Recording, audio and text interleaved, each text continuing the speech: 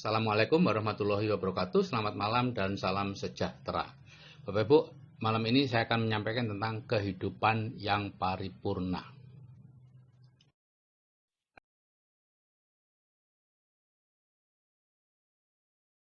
Tiga bidang kehidupan yang penting dari 6 bidang seluruhnya, yaitu bidang keuangan, bidang mental, dan bidang fisik.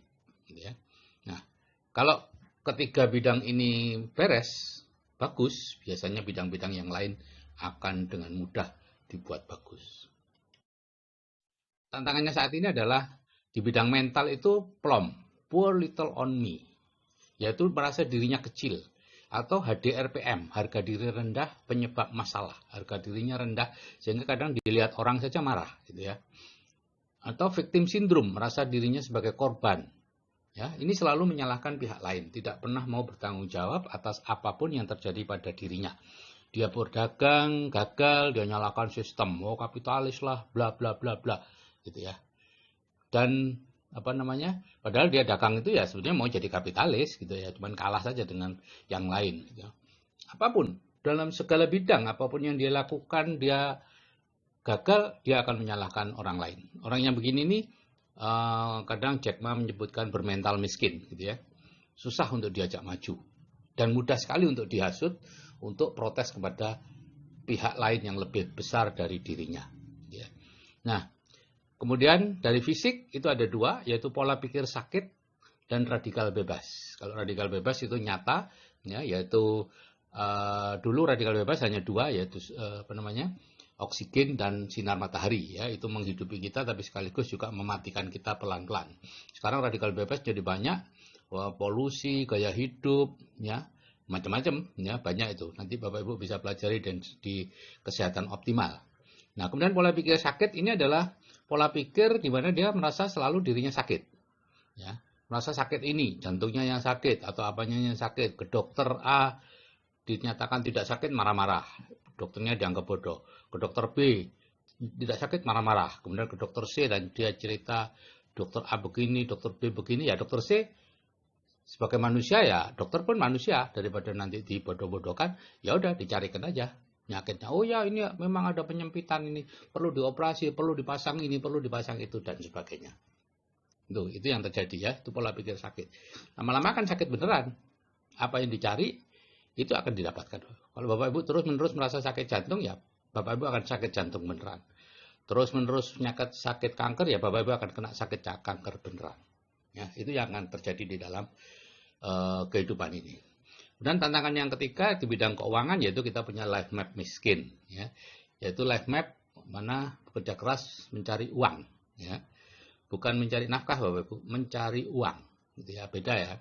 Kalau mencari nafkah itu normal, bisa dengan cara membangun aset, itu pun mencari nafkah. Tapi ini betul-betul mencari uang, bekerja keras untuk uang. Nah, biasanya yang punya life map miskin ini akan jatuh dalam salah satu dari 2 kondisi, yaitu sudah bekerja keras bertahun-tahun penghasilannya segitu-gitu aja, atau sudah berpenghasilan besar bertahun-tahun tabungannya segitu-gitu aja. Setiap kali Anda punya uang, akan dengan cepat dikeluarkan. Supaya Anda tidak punya uang, supaya apa? Supaya tetap bekerja terus, karena tujuan hidup Anda dalam life map miskin adalah bekerja keras, mencari uang. Bapak Ibu, apapun yang terjadi pada diri kita itu awalnya dari pikiran, Bapak Ibu. Ya, dari pikiran akan menyebabkan tindakan yang diulang-ulang jadi kebiasaan yang terus-menerus jadi karakter, dan karakter itulah yang menjadi nasib kita. Jadi nasib Bapak Ibu sekarang ini bukanlah takdir Bapak Ibu, ini adalah sekedar dari hasil pola pikiran 5-10 tahun yang lalu. Kemudian pola pikir Bapak Ibu sekarang akan menunjukkan hasil nasib Bapak Ibu, menentukan nasib Bapak Ibu 5-10 tahun yang akan datang. Jadi kalau tidak dirubah, ya nasibnya tidak akan berubah. Kalau pikirannya dirubah, maka nasibnya juga akan berubah. Nah, apa yang disebut pikiran? Yang disebut pikiran itu sebetulnya pikiran bawah sadar. Karena pikiran sadar itu hanya 10%, pikiran bawah sadar itu 90%. Jadi pikiran bawah sadarlah yang mengendalikan kita. Nah, apa itu pikiran bawah sadar? Ya, pada saat kita lahir, itu kita putih bersih. Tidak ada pikiran apa-apa selain refleks-refleks dan kemauan untuk hidup yang kuat. Dia semua berhasil. Kemudian mulailah dari lingkungan memasukkan. Sampai dari 0 sampai 7 tahun semua diserap Bapak Ibu. Apapun yang masuk diserap dengan kesimpulan yang ada. Melihat Bapak Ibu bertengkar, menyebut-nyebut uang, dianggapnya uang menyebabkan masalah. Pak D dan Pak D dan bapaknya berebut warisan, dianggapnya warisan atau uang menyebabkan masalah. Dan terus begitu. Dan mulai umur 7 tahun sampai umur 13 tahun terbentuklah filter atau reticular activating system akhirnya. Ya. Filter itu jadi di usia 13 tahun dan sempurna di usia 18 tahun. Nah, data di filter di-download saat kita tidur. Selama ada di filter, data itu diserang untuk dilikuidasi. Sehingga akhirnya yang cocok adalah mereka yang disedot, yang di-download itu yang cocok dengan yang di bawah sadar. Nah, karena yang di bawah sadar itu diperoleh dari 0 sampai 7 tahun, sebetulnya kita itu, bawah sadar kita itu berisi pokok-pokok pikiran anak umur 7 tahun. Jadi kalau kita berbicara dengan bawah sadar kita harus tahu bahwa kita sedang berbicara dengan anak umur 7 tahun yang sangat lugu, tidak mengerti politik, tidak peduli kita hidup kayak apa.